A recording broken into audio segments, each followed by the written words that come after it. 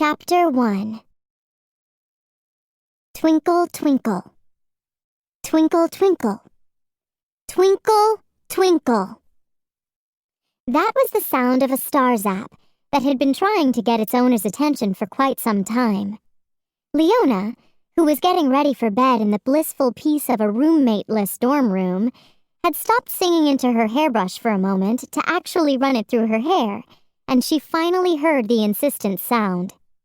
She grabbed her star zap eagerly, willing it to be news of another wish mission, hopefully hers. But her brow wrinkled in confusion as she read the message. "Please come to my office immediately. I have a matter of great urgency to discuss with you. Lady Stella."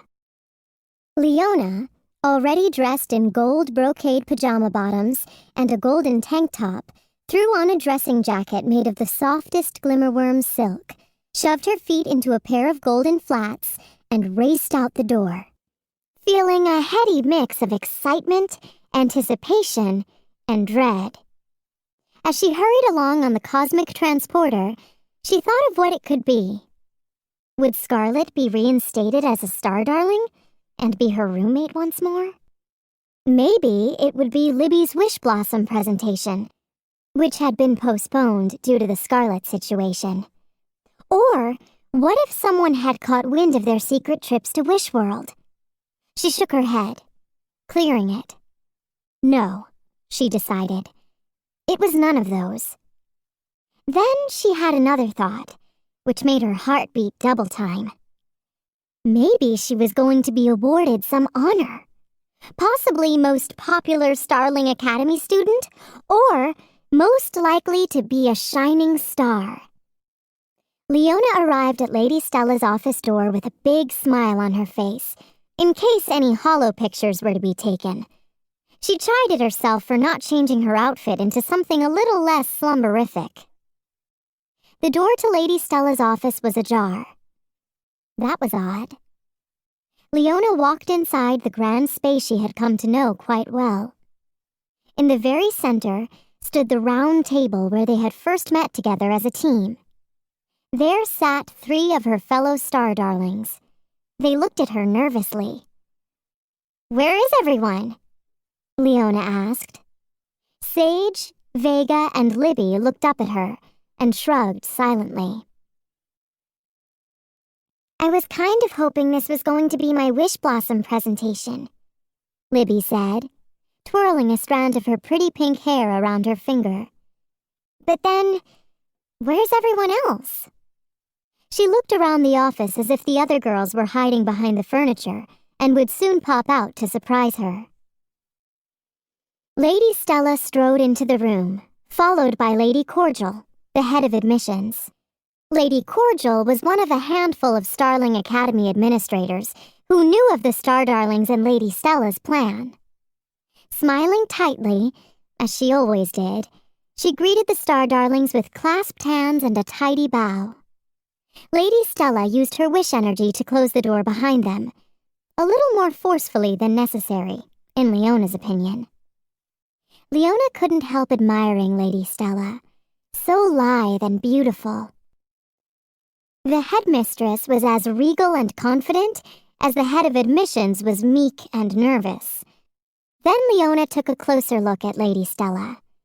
In her 2+ years at Starling Academy, Leona had never seen the woman look so irritated. It couldn't be good news. Lady Stella looked at the 4 girls. "Where's Scarlett?" she asked. Leona shrugged. "I haven't seen her since she moved out of our room," she said.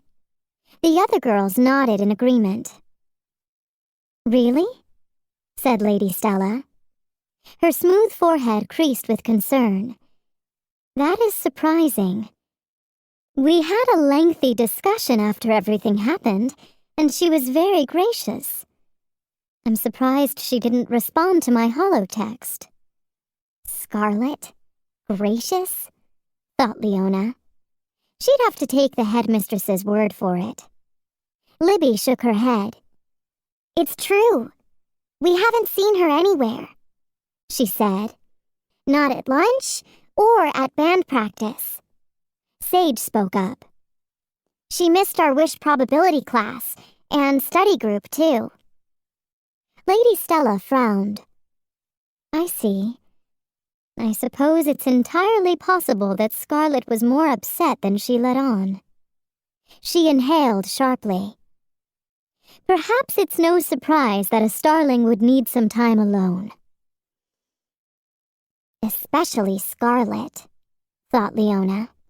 She never seemed particularly eager to be around other starlings before anyway. She stood, thinking the meeting was over. Not so fast, Leona, said Lady Stella. I haven't gotten to the reason I summoned you all here. Leona sat down with a thump. I have 2 words for you girls, the headmistress said grimly. Star darlings. The girls looked at her blankly. She continued. What in the stars were you thinking, naming your band after our secret group? Leona gasped. She had been so excited about being named the lead singer of the band that the actual name had barely registered with her at the moment. It was strange, come to think of it. Quickly, she explained to Lady Stella exactly what had happened, the other girls breaking in and adding their thoughts. She had always wanted to start a rock band, since her younger years. In fact, back in Flarefield, so that she could be the lead singer, of course. And as soon as Lady Stella formed the Star Darlings, Leona couldn't help thinking that it would be the perfect place to start. Many of the Star Darlings already played instruments, Leona knew, and it would be a startastic way to get to know each other even better than they already did. There were never supposed to be open auditions. That was something Leona had thought she'd made perfectly clear. Somehow, though, it was still a mystery. A holo flyer was sent out to every Stars app in the school, except the Star Darling Stars apps, which just made everything even weirder. Worse was that Leona couldn't even pick the band members in the end, even though it had all been her idea. Starling Academy rules, ever fair and balanced and just, stipulated that any tryout on school property be overseen by a school official, using a ranker, a judging machine, designed to be completely objective and keep any contest a high-drawn % fair. So the ranker had chosen a group of girls, and also the name of the band. And it just so happened that the 5 girls who were chosen were all Star Darlings, and that the name it picked was the Star Darlings. Lady Stella shook her head. This is very odd indeed. Lady Cordial piped up. So very strange, Lady Stella. So very strange. Lady Stella looked at the girls and her expression softened. So, you girls had nothing to do with this? They shook their heads. And who was the professor in charge? Lady Stella asked. Leona thought. It was Professor Letitia Langtree. Lady Cordial touched Lady Stella's arm, and the headmistress bent down so the shorter woman could whisper in her ear. Lady Stella listened, nodded, then straightened, her mouth set in a grim line. I will make a delicate inquiry with her to determine if this was a random mistake or done deliberately. She shook her head. But really, what are the chances of a ranker picking the same secret name? She mused aloud. What are the chances? Her question was rhetorical, but starlings were born with an innate knowledge of mathematics, and the answer was on the tips of their tongues in no time. 1 in 5 hydrongmuniums, everyone chorused. As they stood and began filing out of the room, Lady Stella was shaking her head. The revelation of your group's secret name is very concerning to me. Very concerning. Leona and the rest of the band walked down the hallway, nobody saying a word. They stepped out into the still night, the sky clear and filled with twinkling stars. They all paused for a moment, looking up and taking it all in. Most of their other classmates were already in bed, dreaming their starling dreams as they absorbed their lessons for the day. Then, without a word, the 4 star darlings headed to the campus cosmic transporter, the moving sidewalk that whisked starlings across the school grounds. It wasn't until they were moving toward the dorms that Leona broke the silence. "So what?" she said. "What is the big deal that our name is out there?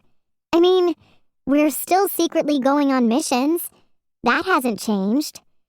I think Lady Stella is totally overreacting," she said firmly. Vega shook her blue-bobbed head from side to side. "I don't know, Leona. Lady Stella seemed pretty upset. There must be more to it." "Time will tell," said Sage wearily. "Time will tell." And with that, the 4 girls went their separate ways to try to get some sleep.